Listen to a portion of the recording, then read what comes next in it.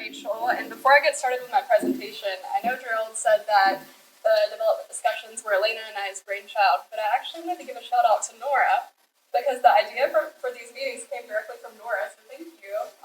We were at a meeting and Nora said, you know, it'd be a really great idea to have community meetings where you could just talk about what planning is, and people could ask questions just casually and informally. So we're super excited for this, so thank you. All right. So I know most everybody in this room has heard this presentation several times, so I'll probably keep this very brief, but I did want to talk about comprehensive plans and long-range planning. So I'll get started. So to start us out, what is long-range planning? Long-range planning is basically planning for the future of the entire jurisdiction. And as long-range planners or planners who focus on long-range planning, it's our responsibility to collaborate with the community to develop plans and policies that will influence how Southern Pines grows and changes over time. And most notably, as everybody in this room is probably aware of, we recently engaged hundreds of Southern Pines residents in the development and adoption of our 2040 comprehensive plan. So I'll talk more about that. So to start us out, what is a comprehensive plan? A comprehensive plan is a plan to guide future growth, development, and conservation efforts for the jurisdiction, and is one of the few opportunities that the community has to think about its future holistically. So it's a really important plan for the jurisdiction. And just to kind of show how important the comprehensive plan is, I've included this diagram. So this is our comprehensive long-range plan. And as you can see, all other town functions somehow, whether directly or indirectly, flow directly from the comprehensive plan. So town budgets come from the comprehensive plan, goals and ideas. Town regulations come from the comprehensive plan, goals and ideas, which means there is zoning regulations, which I'll talk about in a second, and I know we'll dive into more as well. And then also specific plans and studies for specific parts of the jurisdiction they come from our comprehensive plan. So how does the comprehensive plan relate to the Unified Development Ordinance? I've included these images that are kind of like a metaphor for how you can think of the comp plan in Michigan. So the comprehensive plan you can think of as a field of tulips. The comprehensive plan, as I said, is a guiding document. It's more high level, so that field of tulips, it uses the high level vision, so it's not as specifically detailed. Whereas the Unified Development Ordinance is like a single tulip. It's much more detailed, it's much more specific. So you can kind of think of those documents in that way. So for the comprehensive plan, for the planning area that we looked at our entire planning jurisdiction. So that includes our zone limit, which is here in green, and then also our extraterritorial jurisdiction, which is the purple that you see. So that was the entire focus area for the comp plan. A question we received a lot throughout the comp plan process is, why would you update the comprehensive plan? Our comprehensive plan was originally from 2010, and it was last updated in 2016 before our most recent update. So as you can imagine, it was just a little bit out of date, especially due to the fact that growth and development in Southern Pines has just changed tremendously over the past couple of years. And if you're interested in that or curious about learning more, our planning director, BJ Reed, actually has a video that he created called 11 Projects Around Southern Pines in 5 minutes. And that video was made, probably 2 months ago? Yeah. So it's been a while. year ago. Yeah, so it's a little outdated now, but it gives you an idea of just how much change is coming to Southern Pines, how many new projects are in the pipeline, and then I'm sure you hear in the news or at meetings that we have new projects coming in almost weekly. Yeah. Probably more frequently than that. So that's why we updated the comprehensive plan. So a question I received a lot throughout this process is, what exactly did we hear throughout the comp plan update process? We heard absolutely everything you can imagine. Everything from completely stop growth, no more people in Southern Pines, to I want to see high-rise buildings in Southern Pines. We heard everything.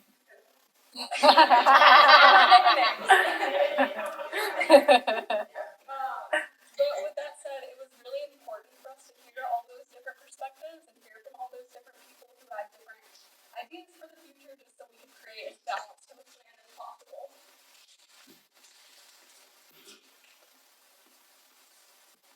So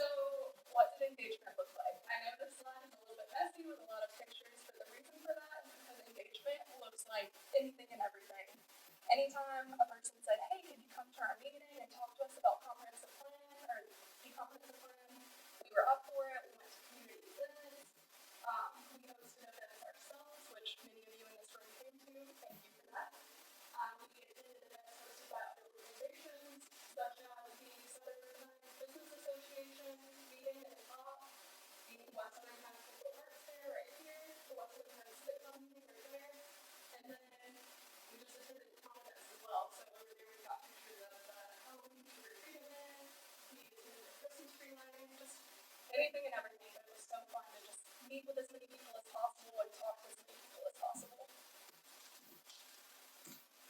With that said, there were a lot of communication methods we used as well, just to get the word out to as many people as possible and to get feedback to. We had email newsletters, Facebook posts, we had a survey that went around, we had several pop-up events, and then the project website obviously had a lot of hits too, which was really exciting.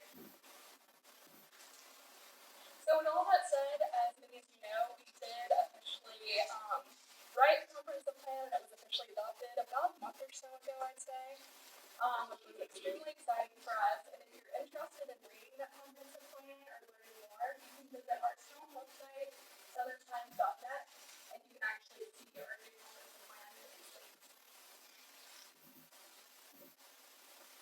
So with that said, what's next for us? So now that we have a comprehensive plan and we have those guiding ideas and policies, we want to implement those as soon as possible so they can actually begin to be in effect. So currently we're working on some text amendments to the Unified Development Ordinance so we can begin implementing that comprehensive plan. And I think Alaina might talk about that a little bit more. So that's my presentation about long-range planning and the comprehensive plan. We'll save questions for the end of everybody else's presentation, but thank you for listening. Hey. That's the Rachel. I've got the, yeah. Is it? There we go. I am going to sit down, so if you, Oh, okay. you feel free to sit down.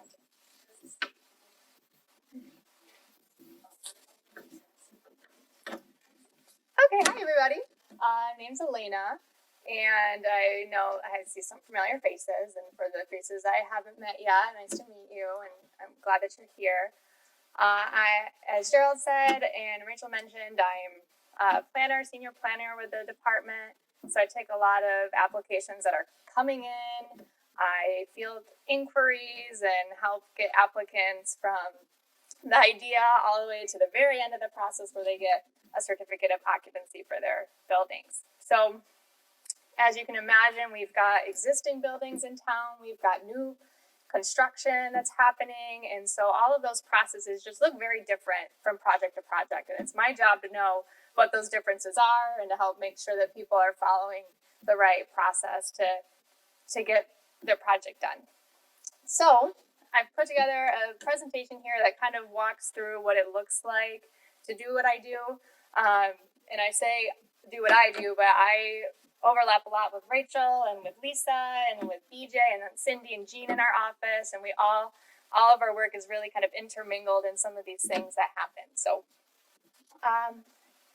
let's talk about current planning. So as I mentioned, we get a lot of inquiries and ideas and concepts that people have. They're like, I really have this vision for this property or for these properties. Can I do this? And it's our job to tell them yes, no, or maybe. And so I had, when we gave this presentation for the Rotary Club, I come up with this metaphor that the whole like pipeline of how you get from like an idea all the way down to like your certificate of occupancy and you're opening your doors is like American Ninja Warrior. Has anybody seen that? Because if not, then this doesn't make any sense. Yeah, I've seen some nods. Has anybody not seen it? Okay, so you have not seen it. Have you guys seen The Amazing Race or Survivor? Those kind of shows, right? Where you've got people, they're vying to be in this competition. They really want to be the winner at the end, get the prize money and all that, right? That's essentially what our planning process is kind of like. So, like in American Ninja Warrior, you got people, they're sending in their videos, like, I want to be on the show, I've been exercising in my backyard, I can do this course, let me on your show. And so, obviously not everyone gets on the show, only the people who are like the most capable or have the most experience and the best, preparation can actually go on to the next step. And that's kind of like our projects that are good ideas that are not just good ideas, but they're actually feasible and they can actually be done under our zoning ordinance and things like that. And so that's kind of, let's see if I've got a mouse up here. So this first step in the process is those are the ideas. Those are all the applicants coming in. They want to be they want to be America's Ninja Warrior. But only the ones with the feasible ideas and the things that can actually do it, the people who've got the stamina for it, can actually go on to this next step of the process, which is their pre-application with the town. And in that pre-application, we talk about, are there any fatal flaws? Yeah, Mary. Can you give us an example of something that would not be feasible? Like, what is an idea that it would work? For instance, if somebody wants to do something in a district that it's not allowed. So say somebody says, I want to do a daycare in a residential district. There's only certain districts where daycares can happen. And so if we look at our authorized land use table and our ordinance, and you find daycare, you follow your finger across, you look for which districts it can fall into, and you just say, okay, yes, you can do this in your district. And if the answer is no, then it's like you can't. You'll have to look into alternative sites or maybe some other options. And usually at that point, if they can't do it in their district, but they really want to, then that conversation gets a little bit, we have to go beyond that. And that's kind of in that maybe department, where it's like, it might be right. Maybe it fits in with a comprehensive plan's vision. And maybe it's a way to actually implement the comprehensive plan by putting this daycare in this place because it was identified as a area that needed it. So that it's not necessarily a no always. It's sometimes a maybe, and you just have to see what kind of tools can we use to get you to the next step. Did that answer? There's so many examples, though. Honestly, I could be here all day just telling you all the times we've had to be like, no, yeah.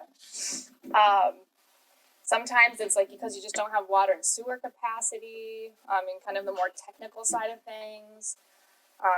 Yeah. Sometimes people will want to do a home occupation, and it would maybe like, gun manufacturing or gun sales or something that they just want to sell out of their home. Well, obviously that's not allowed. So there's all kinds. Yeah, so we got to think about like public welfare and safety, and when we make any sort of like the interpretations of the ordinance, we got to make sure that we're thinking of the whole public and like the benefit to everybody, not just the benefit to one. Really, when we're making decisions. Could an individual applicant apply for rezoning just for any reason? We have criteria for our rezonings. It's a legislative process, so it goes through planning board and goes through town council, and they, have the discretion to say yay or nay on those. But we do have criteria for rezoning, and if the applicant can make a case that they comply with all those criteria, then usually there's not much resistance. But if there is any criteria that they can't follow up with or follow through with, then it's going to be a harder battle for them. Yeah. Like, for instance, the West Southern Pine Center, that was technically a rezoning because it went from FRR and RS1 to PD. And so when they submitted an application, they had a whole sections of their plan development that talked about compliance with those criteria. And they just made a really good case, and they were approved 2 days ago. So. But any applicant, like an individual person, anybody can apply for rezoning? Yeah. Absolutely. Anyone who owns property or has the permission of a property owner. Yeah. Good questions. All right. So we've got our Ninja Warriors. They've signed the contract. They're ready to get on the show. And that's when they get to this middle area of the process. That is what we call our entitlement process. So let's say, for instance, in the case that we just talking with Mary, like the West Southern Pine Center, they weren't zoned to do some of the things they wanted to do. So they had to get entitled to do the things they wanted to do. So they couldn't just skip that part of the process. They had to apply for what we call for a plan development. That plan development is basically they rewrite their own zoning rules for the properties that they had proposed in their district. And so that entitlement process, if you're thinking of it, if we're still in Ninja Warrior land, those are people who are in the qualifiers. They want to get to the semifinals. They're doing courses. They're knocking courses out left and right. They're climbing the wall. it kind of probably feels like that from an applicant's perspective, because they have to like talk with us, they have to like re-revise their documents. They, you know, as planning goes through the process, we see, oh, well, you're not compliant with this, or what have you thought about that? And we help them just get the vision fine-tuned so that when it finally goes before planning board and town council or whoever else has to go to, it's a pretty package and it's, you know, got a bow on top. And so if someone actually gets through that process, they're moving on to the semifinals, right? What happens next is a site plan review and architectural compliance permits for commercial properties. So those site plan reviews, we've got what's called a technical review committee, and that has fire department, it's got planning, it's got engineering and public works folks. We'll all sit around the table with an applicant and we look at their engineered plans and we compare it to any sort of zoning documents that govern the property. So usually that's the Unified Development Ordinance, but in the case of like a planned development like West Southern Pine Center, that'll be compared against the UDO and as well as their conceptual development plan, which is the zoning that they rewrote for their properties. So it goes through site plan process. We get comments to the professionals who submitted the application on behalf of whoever their client was. And then we just go back and forth until there's no more comments. We believe that the site plan is completely compliant and with all of the regulations, and then we sign it. And same thing with architectural compliance. Under certain threshold, which is 10,000 square foot buildings, if they're fully compliant with our design standards, we review them administratively in the planning department. But if it's over 10,000 square feet, or if they're not complying with even one of our standards, they have to go to town council for town council's approval. So that's for commercial structures and like mixed family, multifamily, those kind of things have to go through that process. And so let's say that, you know, your Ninja Warriors moved on from the semifinals, now they're going into the nationals. You know, someone's gotten both their site plan approval and their architectural compliance approval. Next thing, they get permits. They're going through permits. This is it really when Lisa tends to come into the process with me. There's fence permits, sign permits, regular building permits, and any other erosion control permits, things that happen right before going into construction. So what will happen right before construction starts, there's a meeting between all of our staff, not all of our staff, but most of our staff and the people who are going to be constructing. Because what happens up until this point is usually with a developer who's got experience in this. I'll be answer you in a second, Nora. But at that point, typically the developer will hand on that project to a construction team. And that construction team doesn't know what happened, everything before then. So they've got to get debriefed, like, listen, if this site plan says there's going to be a tree here, you got to plant that tree there because we fought for that tree. so that's we have that meeting where we kind of clear expectations between the town and the construction crews, and then they go in and start their construction. Nora, what was your question? I was going to ask, what would be the time frame between, I guess, start the site plan and the construction? Is there a time frame? Say they got approved to do their project. Mm-hmm. And they have this project plan over there. Is there a time frame that they have to actually start working? Construction. I think typically, you know, construction tends to happen very quickly after they've gotten those approvals because people are usually just eager to break ground and get started. But there might be something in the ordinance that says that you have to start construction in a certain time period. Don't know if it's 6 months or 2 years or something like that from approvals. I'd have to look at the ordinance for you, and I might be able to. We might have time for me to look in that at the end. But it has to do with building permits too. You know, there's time frame for the building permits to start and et cetera. Yeah. Some of that timing is kind of, I'm not familiar with it because it tends, once it's out of site plan and it's out of architectural, it usually goes on to other people's departments and other parts of planning too. So, yeah, maybe we can loop back to that. Good question, Nora. So construction happens. So as I said, this is kind of where I step away and other people step in.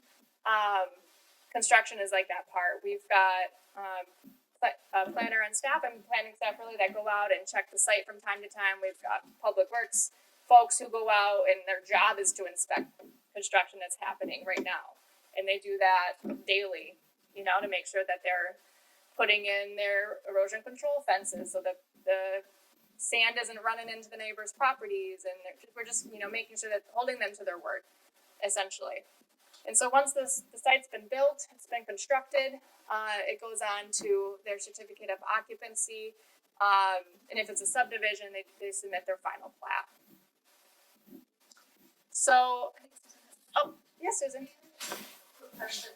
Everything you're referring to, this is more the commercial end of it or the development end of it. So an individual homeowner or builder for individual homes, they've got free reign, they can do whatever they want. So that's a good question because, yeah, my area tends to mainly be commercial development. So that's really what I focus in the work that I do. Sometimes I'll overlap with some of the residential stuff when we have like a major subdivision where someone wants to put in like just a bunch of housing, like single family houses, and that's when I might come in and help make sure that they're abiding by the zoning. But we have someone else in our office, Miss Cindy Williams, who handles a lot of the residential zoning questions, like what can you not do in your property. From like if you're gonna put up a shed or if you're gonna build a pool or if you wanna change the roof on your house or something like that. I mean, a lot of things that you don't even really need to ask zoning, but some things you do, and that's Cindy's area. Mm-hmm. Yep. All right. Oh, I should probably say that whole process exists because New York State, that's where I'm from. North Carolina. Did I? Yeah. It feels like yesterday. Anyway. North Carolina's general statutes outline what local governments can do with regards to zoning and what they can require and not require. That's what we call 160D. It comes up a lot in the office because we're like, can we actually do that? And we have to go back to the law and see what it says. And of course, our local UDO, we live and breathe that document every day. So those are the two things that really like govern us. Plus, of course, our comprehensive plan, which is the basis, the foundation to our ordinance. So, all right. Oh, I should say, and the people who get to their CO, yeah, they're the champions. They're those ninja warriors. They're the ninja warriors. Yeah, they've made it through the gauntlet. Our team, we've kind of already talk about this a little bit. We have Rachel, she's in our long range planning. Me and Jean are in current planning. Lisa does enforcement and also current planning stuff as well and admin stuff. Miss Cindy Williams does administration and also some of these other things. And our planning director supervises it all. So this is who we are, what we do. Our planning director has what we call the board. It's in his office, it's on the wall, and it's all the applications that have come in, and they're organized by line by if it's going to town council's regular meeting, if it's going to planning board's regular meeting, is it going to historic district commission, is it going to town council's work session, and we just know it kind of keeps us organized on what projects do we have going on and where they are in their process. So you can see, and we've also got what we call the corral, which is where we have developers who come to us and they're like, I really think we're going to be submitting this application soon. It's in this site. It's got this name, and then we'll put it in the corral because we're expecting it to come in. And so right now, I think our corral's pretty full, and we're like, just not in the holidays. Just wait till after. But just to give you an idea, like these are kind of, the volume of applications that we may have at any given time.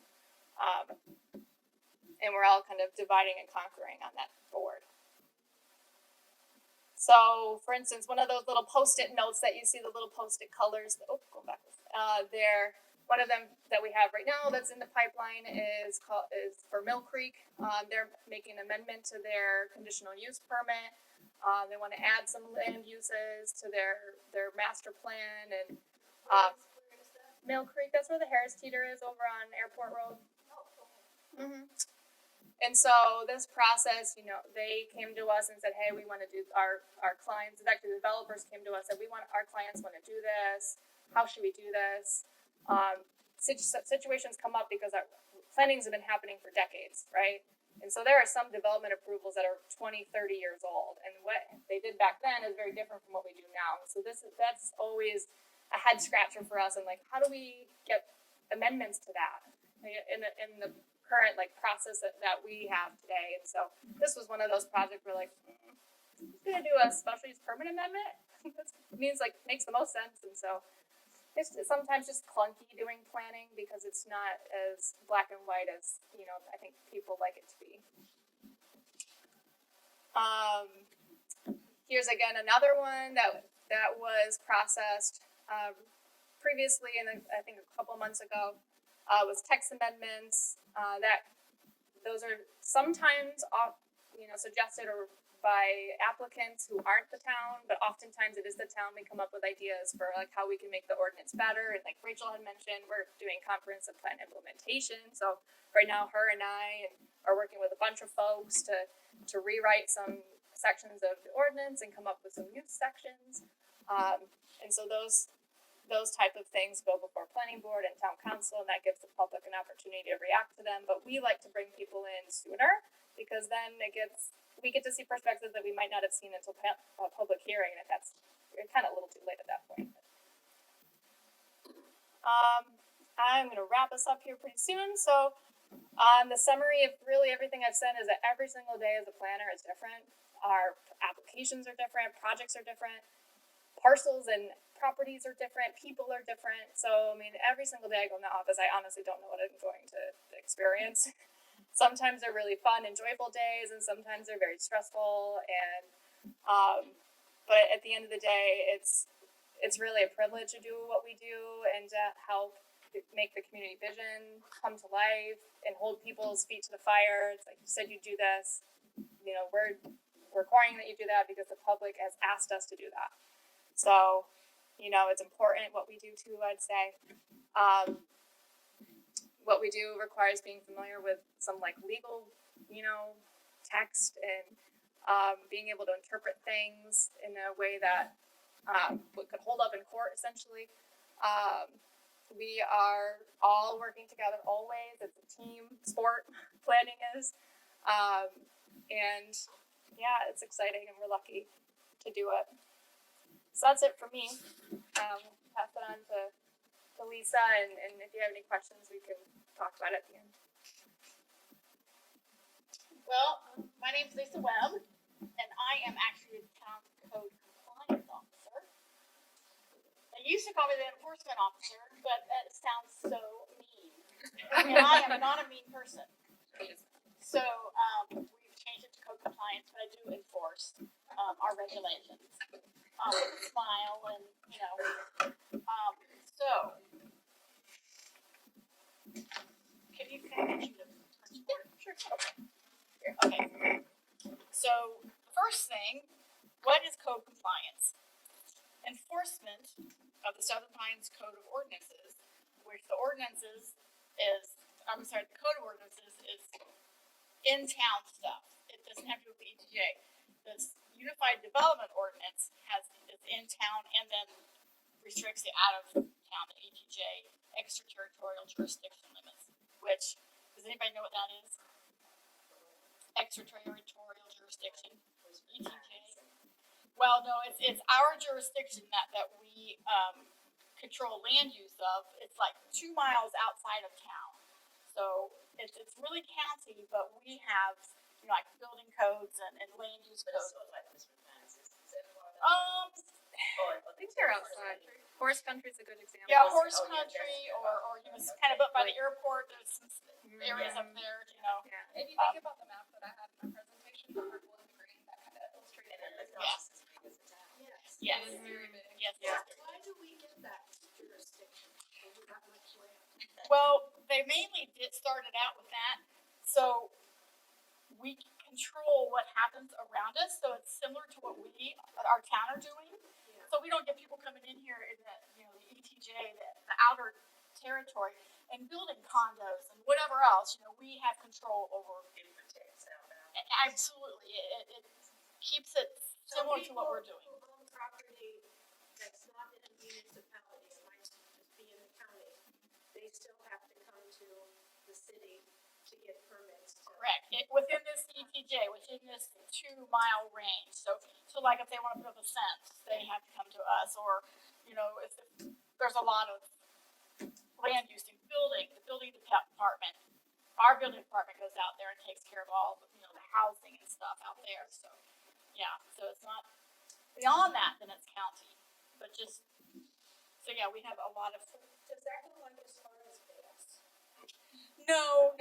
So if you're going up like Highway 1, where the Equine Center used to be there on the right by the end of Main Street. So like that area is pretty much the end. And then over to the left on the other side, that's pretty much like RR stuff and up to Camp Easter Road. And so it does not go all the way up to Vass.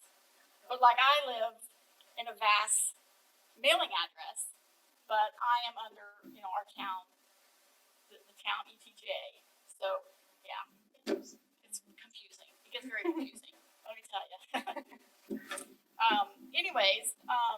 So a lot of the violations may include public nuisances, minimum housing issues, sign and fence violations, easement issues, abandoned vehicles, waste, rubbish, overgrown lots, and like yard waste that we have issues with. Why is code enforcement important? Why does it matter? Southern Pines is a very beautiful community, and if these issues went uncontrolled, people would think that it was okay to do this, and our town would just be littered with all kinds of signs and everything. So sometimes I hate going out and picking up signs or tattling on somebody because they've got trash mixed in with their yard waste and they won't pick that up, or but all that makes our town look ugly. So a lot of it is just keeping things clean and litter free and beautiful. So a day in the life of me.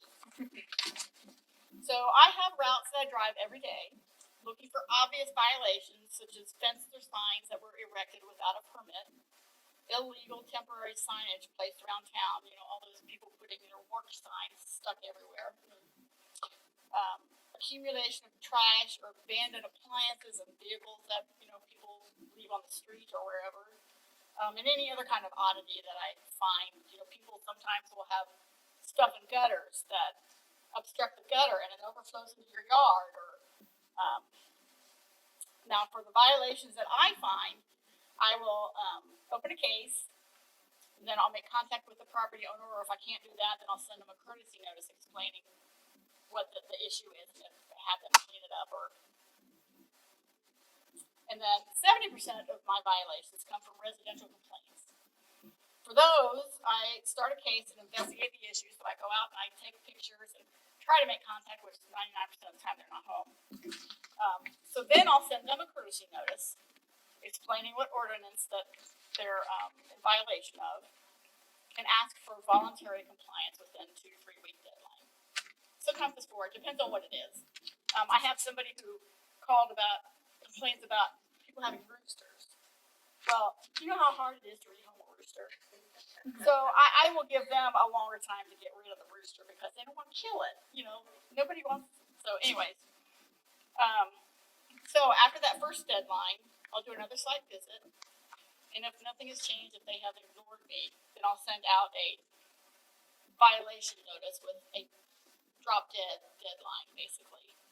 Again, explaining the violation and letting them know that if they don't take care of this, they'll be fined $50 per day from date of first notice. And rarely does it go beyond that. But if it does, then I have to send certified mail, with their civil penalty, and sometimes they ignore that as well, and that's when the attorney gets involved and he takes it to court. I have never had that happen. So, they always, I rarely have to send out any kind of citations, because when it comes down to that point, I'll work with them. If you can't get it done by this deadline, we'll work.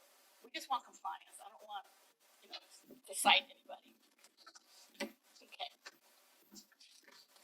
What kind of problems are we talking about? Sometimes it's obvious, overgrown lots and waste or rubbish. And sometimes it's not. So this fence is in a utility easement. So they put up the fence without getting a permit. And then the other one, you can see there's a tree cut. That is our tree that they cut down without getting permission. So, yeah, so it's these things I see. And then, oh yeah, so these are the most common signage violations. If they cut down the tree, you can't tell them to stop cutting down the tree, it's already cut down. Exactly. So what happens then is that we get the our arborist involved, and depending on the size of the tree, he charges them per.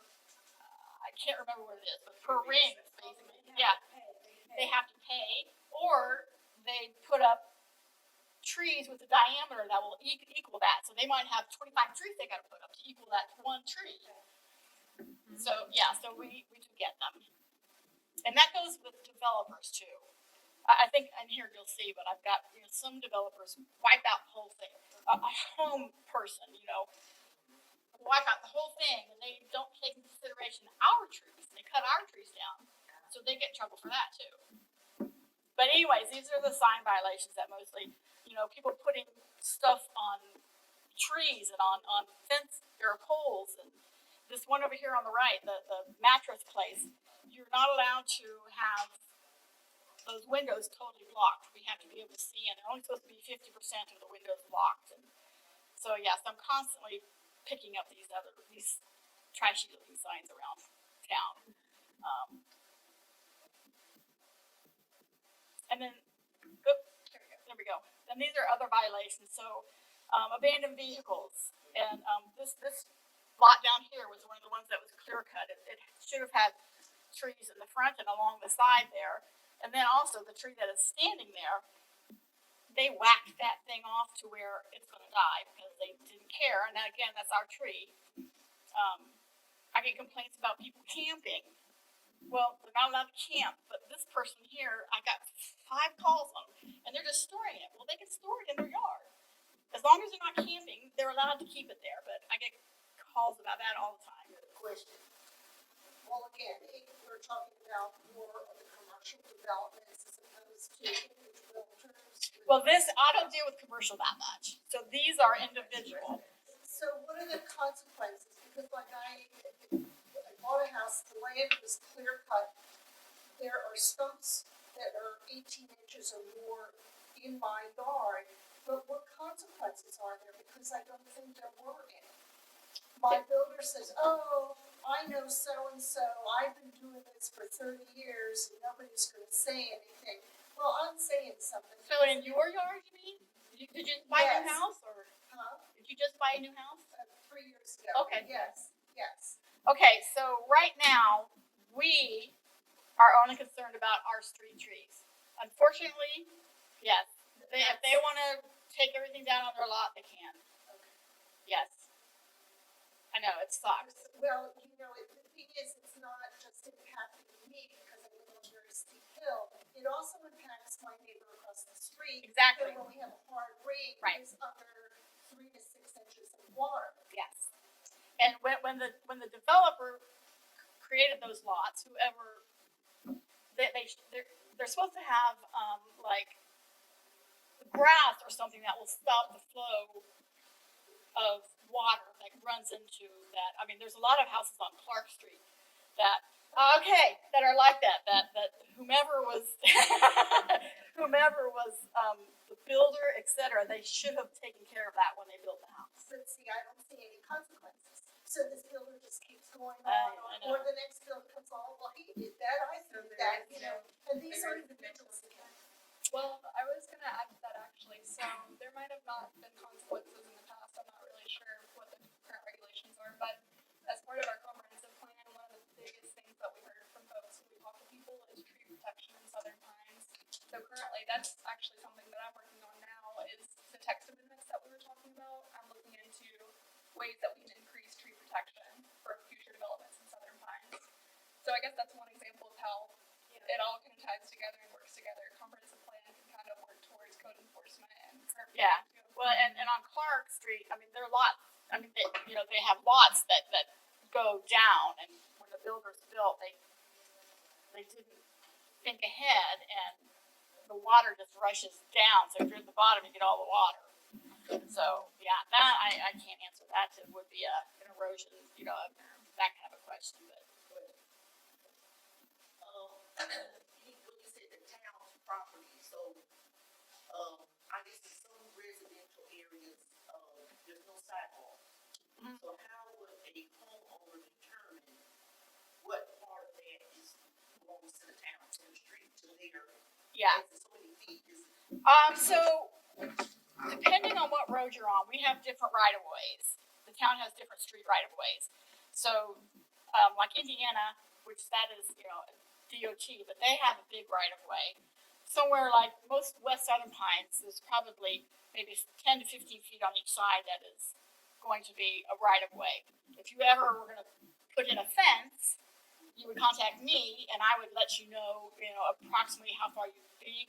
A lot of times people are so confused and they actually have to do a survey to find out because we can look at, so if it's a 60-foot right of way and the road is 30 feet, that means you have 20 feet, 15 feet on each side, so we just kind of make a judgment, that kind of a thing. So, yeah, it just depends on the street as to how wide the width is. The right of way. Yes, and when in doubt, call me. Yes. Yes. Okay, so, and obviously there's another overgrown lot down there that, I believe there's a house back there that, yeah, that eventually is going to get, condemned and taken down, but that used to be my job and the building department's job. Well, the, fire department has now taken over all that. So, and they had to rewrite a bunch of the stuff because of 140 or 160D that changed a bunch of rules. So those rules have changed. So if you need something torn down, let the fire department know. It was, and the others are just trash along the side of the road that I have to find out whose property it is. and then if it's an absentee owner, they can put that over there. Are they still responsible They are for still, it? yes. There's a lot of people who will put it like up there. Will put it on a vacant lot, and yes, it is that property owner's. I know, and I unfortunately, you know what I used to do when I first started working here is I would see to continue on your personal. I would see TVs that people throw out, on vacant lots, and I would pick them up and take them to the dump myself. Well, then they knew I was doing it. So then even more came out. So it's what you get for trying to be nice. So, so I had to stop that. Anyways, so there's that. Again, the complaint violation process. If I get a complaint in, I send a courtesy notice asking them to come to voluntary compliance. I send a second warning, basically a violation notice, but not as with my clause in it as much. Then the next time I send them a violation notice and give them a final deadline. And then after that, well, when I send that third violation notice, actually I'll put a little parentheses in there. So if it's been 54 days at $50, and I'll tell them what their penalty is going to be. So that's where it usually stops right there, and they take care of it. I rarely have to get to the certified letter, civil citation, and never again have we had to take anybody to court. And then just some of the fun things that I get to see when I'm looking around. So there's somebody was running the hounds one day when I was out looking around, driving around, and some of the beautiful scenery that I see when I drive through town in the spring and the fall is just amazing. So that's one of the fun aspects of my job. But other than that, that's it. Lisa, for the overgrown vegetation or whatever, and for the abandoned houses, I know there's an ordinance that there has to be sustainable roof and a door, whatever, on the structure. But is there something that says that the overgrown vegetation can't be higher than window or Okay. porch? So our overgrowth nuisance ordinance basically It says that the weeds can't be taller than 12 inches. Now, that's not somebody who has, I have somebody who got called on and they have a butterfly yard. So they have fennel and they have other things that grow taller, but the yard itself was fine. But they had these weeds that they thought were butterfly flowers, whatever. So the neighbors were calling that. Well, that really, that's not harboring rats and mice and snakes. Whereas something like that other one, yes. Or like the old what is it across from the Baptist church there, the missionary church there on The Gay. funeral home. Yes. I mean something like that gets overgrown every year. Yeah. Yeah, there for a while we were cutting it down every year. And of course they didn't pay for it, so if they don't pay for it, we put liens on the property. So if they ever sell that, then we will get our money back. But that church or that structure now, the structure now is with the fire department because they're looking into tearing it down. I came under the night. The door was open and still the door still open. Somebody was standing. Oh, you're kidding! All right. In the funeral home, somebody was standing. All right. Well, I will. I have contacts in the police department. And before they tear it down, where I know it's on that's folks, but maybe you have to talk to the owners. I did. There's some records in there that we really need. Oh, okay. There's Okay. some records in there. Oh, okay. All right. The other question that I have is, how often does the Chamber of Commerce and Economic Development Office come to you all and say, I talked with a prospect who wants to do some business here, or vice versa? Because sometimes we who are here say, we don't need another restaurant, we don't need another grocery store, we don't need another this. What we do need is this. So do you all often work together on when a prospect comes and says, I have some money I want to spend here, tell me what I should be able. Sometimes I'll get inquiries from people who have an idea like that. Like there's one, for instance, not relatively recently, someone was like, we want to put in a luxury hotel on this parcel over here. And we've got some investors and people who are interested in it. What's the zoning? And those kind of inquiries, planning, we don't design anything for anyone.